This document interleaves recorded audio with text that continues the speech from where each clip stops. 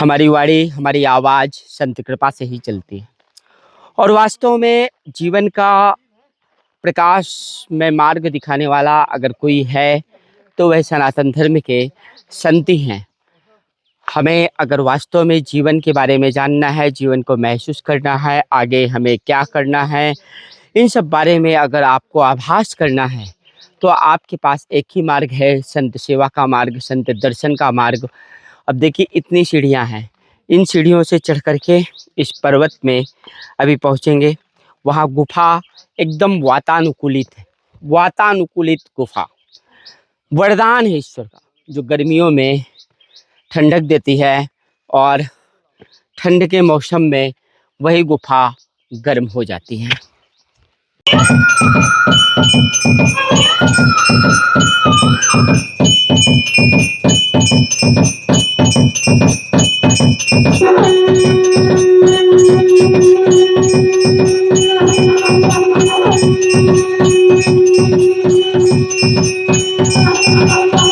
सही हुआ, यहाँ पर सिद्ध हुई वाणी। आपके आशीर्वाद से सब्जी भी लेकर के आ गए, सब चीज़ें। महाराज जी काकभूषुंडी जी चर्चा में भी आ गए थे। राम मंदिर में पता नहीं कैसे, ये भी कोई प्रारब्ध होगा या प्रभु इच्छा होगी, जो चोरी वाली घटना, चंदा चोरी वाली घटना चर्चा में आई है। छोड़ो इन बातों से, क्या लेना देना, ये तो पब्लिक है क्यों। तो धर्म के नाम पे आजकल लोग क्या क्या कर रहे हैं, उस पे हमें आपको नहीं जाना है। जो जो करेगा जैसा उसको वैसा भरना पड़ेगा। तो अपना तो ये है कि अपने रास्ते तुम खुद दुरुस्त हो जाओ, दुनिया तो संभाल नहीं सकती। सिर्फ रास्ता बता सकते हो, अगर चलेगा तो ठीक है, नहीं चलेगा तो उसको अंदर क्या है दिखाने में वो धर्मात्मा बनता है, अंदर से क्या है, अंदर कलमा है, तो क्या करोगे उसके लिए है? तो ये चीज जो है उपदेश दिया जाता है, तो इसीलिए कि उस पर अमल करोगे। हमने आपको मान लो जैसे कि सुंदरकांड दिया, तो देखने के लिए तो दिया नहीं, वही तो दिया कि भाई आप जाओगे तो पाठ करोगे तो आपका कल्याण होगा। और एक दिन में कल्याण होता नहीं है, उसका भी एक कोर्स होता है।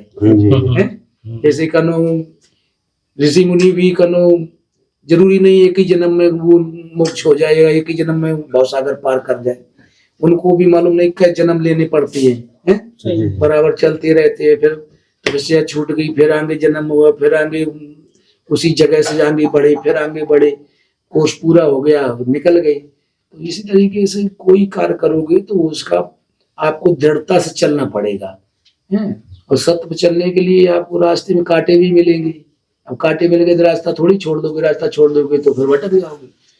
रास्ता को छोड़ो मत, उसको कांटों को साइड में करते चलो, धीरे धीरे आराम से आगे बढ़ते चलो, पार हो जाओगे।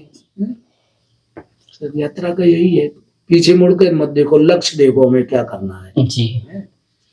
दुष्ट जो है, कलयुग का प्रभाव है, तो दुष्टता ज्यादा है? तो अब उसके लिए तुम्हें देखना नहीं है, जो भी है चलो जितना हो सके टालते जाओ।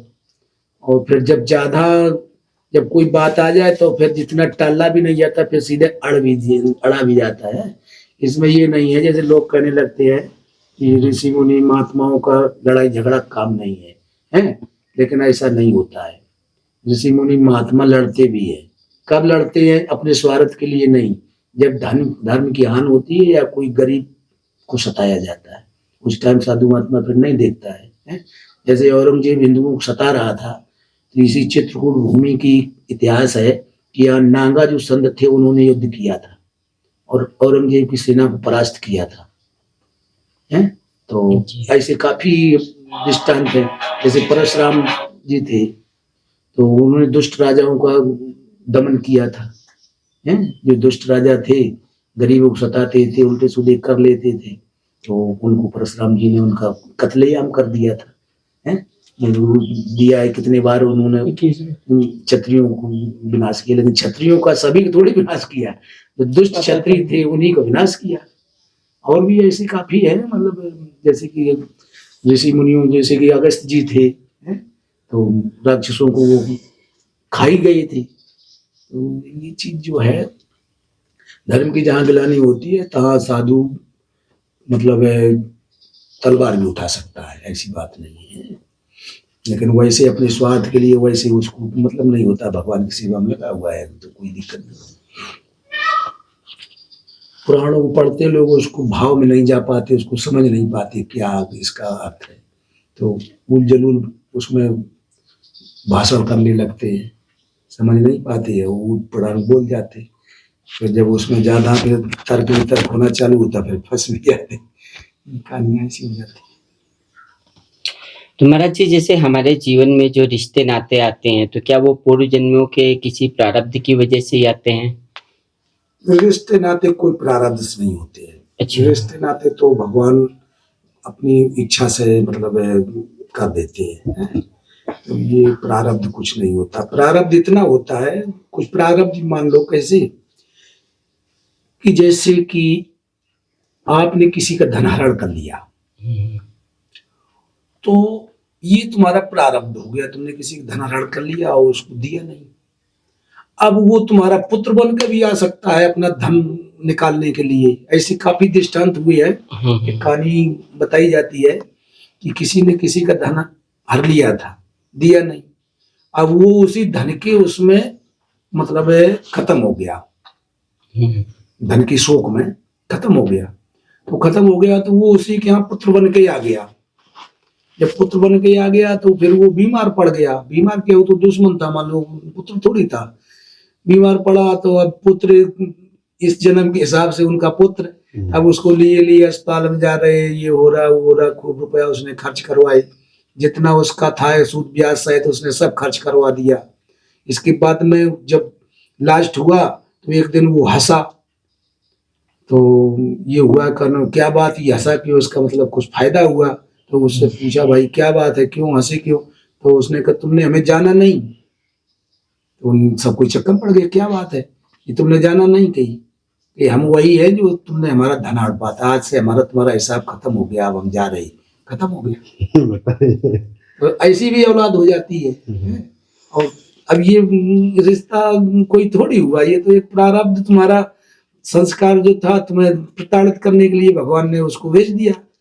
अब माया लगा दी, कनो लड़का की माया हो गई कि हमारा लड़का है, तो तुमने जो अनर्गल पैसा उसी का लिया था उसी के उसमें लगाना पड़ गया तुम्हें, वैसे तुमने खुशी से दिया नहीं है।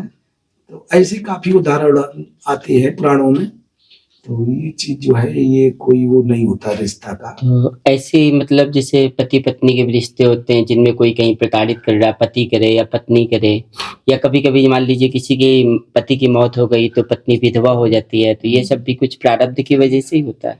हाँ, पत्नी देखो जो ऐसा पुराणों में जो उल्लेख किया गया है कि पत्नी जैसे कि बाल विधवा जैसे होती है, उसका एक हमने अध्ययन किया था, गीता सार संग्रह आता है जी। ये अपना दरियागंज दिल्ली का छापा है, उसमें दिया था कि जो बाल विधवा होती है वो अगले जन्म में जो अपने पति से विरुद्ध चलती है, पति के विरुद्ध चलती है और चरित्रहीनता करती है, तो वो अगले जन्म में जैसे कि बाल विधवा होगी, ऐसा मतलब उसमें काफी उसमें दिया था।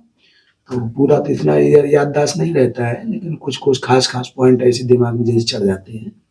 तो उसमें ये दृष्टांत जरूर दिया था कि अगले जन्म में अगर जैसे पति के साथ में उसने कोई दूषित कर्म किया, पति के विरुद्ध चली, तो वो अगले जन्म में भगवान ऐसा करते हैं कि उसको दंड के तौर पे बाल विधवा कर देते हैं। लो तुमने अगले जन्म में अपनी मर्जी से अनियमितताएं करी है, अब तुम अपने प्रारब्ध को भोगो।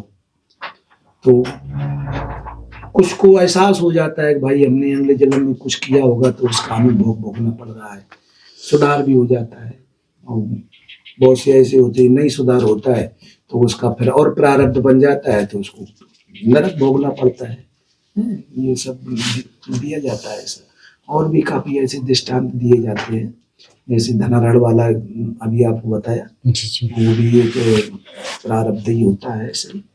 तो महाराज जी, इस प्रारब्ध के अंत के लिए कोई ऐसा खास उपाय, कोई विधि, कोई ऐसा नियम कि लोग अपना समझ रहे हैं, जिनको आभास हो रहा है कि इनका बुरा प्रारब्ध है, और उस प्रारब्ध से वो मुक्त होना चाहते हैं कि ये जो जन्म मिला है, इस जन्म में अगर मैं अच्छा हूँ तो मैं मतलब एक अच्छा जीवन जीऊँ और सुखद रहूँ, अच्छे कार्य करूँ, तो वो कैसे उस बुरे प्रारब्ध का अंत देखो होगा? उसके लिए तो ऐसा है, अगर उसने प्रारब्ध उसका है, उसको एहसास हो गया कि हमारा ये प्रारब्ध है जी, और उस प्रारब्ध को वो मिटाना चाहता है, जी, तो प्रारब्ध देखो ऐसे नहीं मिटते हैं, उसका फल भोगना पड़ेगा। लेकिन जी, जब आप सब कुछ त्याग करके भगवान की शरण ले लेंगे, जी, भगवान की जब शरण ले लेंगे और अंदर की जो तुम्हारी कमियां हैं उनको सभी को त्याग देंगे, दोबारा से फिर कोई कमी आएगी नहीं।